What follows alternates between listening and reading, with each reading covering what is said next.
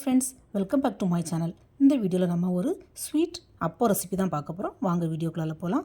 அதுக்கு முன்னாடி நம்ம சேனலில் ஃபஸ்ட் டைம் பார்க்குற வியூஸ் ப்ளீஸ் சப்ஸ்கிரைப் பண்ணி வச்சுக்கோங்க. அப்போ தான் நான் போடுற வீடியோஸ் எல்லாமே உடனே உங்களுக்கு மிஸ் ஆகாமல் நோட்டிஃபிகேஷனில் வரும். நிறைய வியூஸ் இன்னும் நம்ம சேனலை சப்ஸ்கிரைப் பண்ணாமலே பார்த்துட்ருக்குறீங்க. ஸோ ப்ளீஸ் சப்ஸ்கிரைப் பண்ணிவிட்டு பாருங்கள். நான் இந்த ஸ்வீட் அப்பம் பண்ணுறதுக்கு ஒரு 4 வாழைப்பழம் எடுத்துருக்கிறேன். வாழைப்பழம் எவ்வளோ பழுத்து இருந்தாலும் தோல் கருப்பாக இருந்தாலும் பரவாயில்ல, பட் அழுகி மட்டும் இருக்கக்கூடாது. அதை மட்டும் கொஞ்சம் பார்த்துக்கோங்க. இந்த வாழைப்பழத்தை தோல் உரித்து மிக்ஸி ஜாரில் சேர்த்துக்கலாம். இதை இப்போ ஃபைன் பேஸ்ட்டாக அரைச்சி எடுத்துக்கலாம். தண்ணி எதுவும் சேர்க்கக்கூடாது. வாழைப்பழத்தை இந்த மாதிரி நல்லா கெட்டியாக அரைச்சி எடுத்துக்கணும். இப்போ ஒரு மிக்சிங் பவுல் எடுத்துக்கலாம். அதில் சின்ன பவுலுக்கு ஒரு பவுல் கோதுமை மாவு சேர்த்துக்கலாம்.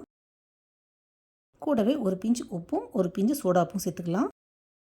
பட் சோடா உப்பு ஆப்ஷனல் தான். உங்களுக்கு தேவைப்பட்டால் விருப்பப்பட்டால் மட்டும் நீங்கள் சேர்த்தா போதும். பட் சோடா உப்பு சேர்த்துக்கிட்டா அப்போ நல்லா ஃப்ளஃபியாக சாஃப்டாக வரும்.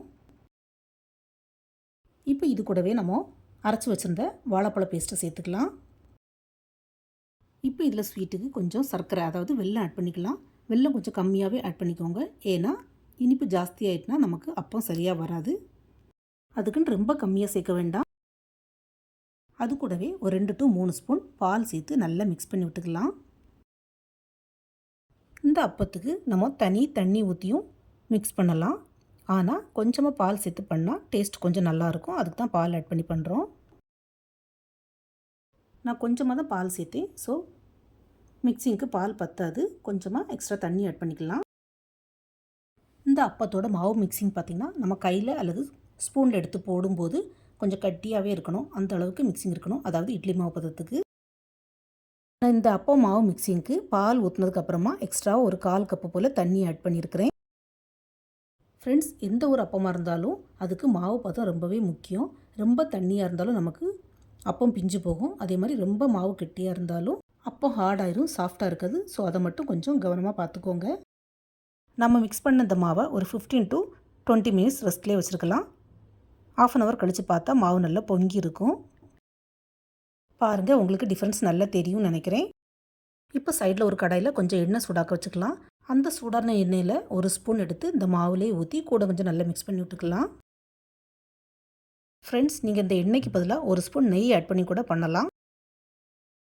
நெய் சேர்த்து பண்ணும்போது இந்த அப்பம் இன்னும் டேஸ்ட்டும் ஸ்மெல்லும் நல்லாயிருக்கும்.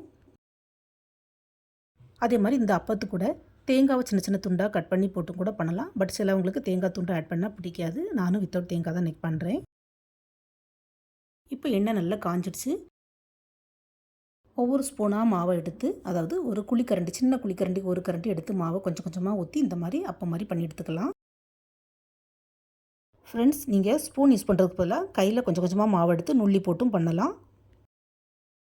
அதே மாதிரி உங்களுக்கு ஆயில் உடம்புக்கு ஒத்துக்காது, ஆயில் பிடிக்காதுன்னா நீங்கள் இதுக்கு பதிலாக குழிப்பணியார கல்லில் கூட கொஞ்சமாக ஆயில் அல்லது நெய் அப்ளை பண்ணிவிட்டு குழிப்பணியார கல்லில் வச்சும் கூட அப்பம் மாதிரி சுட்டு எடுக்கலாம். அதுவும் டேஸ்ட் நல்லாயிருக்கும். பாருங்கள் ஃப்ரெண்ட்ஸ், இந்த நுள்ளியப்பம் கொஞ்சம் கூட எண்ணெயில் ஒட்டாமல் ஒன்றோடன்னு ஒட்டாமல் சூப்பராக பொங்கி வந்திருக்குது.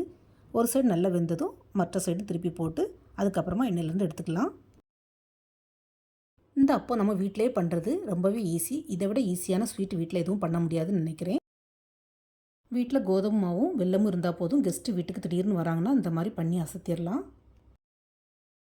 இந்த அப்பம் பண்ணுறதுக்கு அதிகமாக செலவும் இல்லை, அதே மாதிரி அதிக நேரமும் ஆகாது. ஒரு பேட்ச் பண்ணி எடுத்ததுக்கப்புறமா அடுத்த பேட்சையும் இந்த மாதிரி கொஞ்சம் கொஞ்சமாக போட்டு எடுத்துக்கலாம். பாருங்கள் ஃப்ரெண்ட்ஸ், ஒரு குட்டி பவுல் கோதுமை மாவில் எனக்கு ஒரு 20 to 25 அப்பம் கிடச்சிருக்குது. ஸோ இதே மாதிரி அப்பத்தை நீங்களும் வீட்டிலே ட்ரை பண்ணி பாருங்கள்.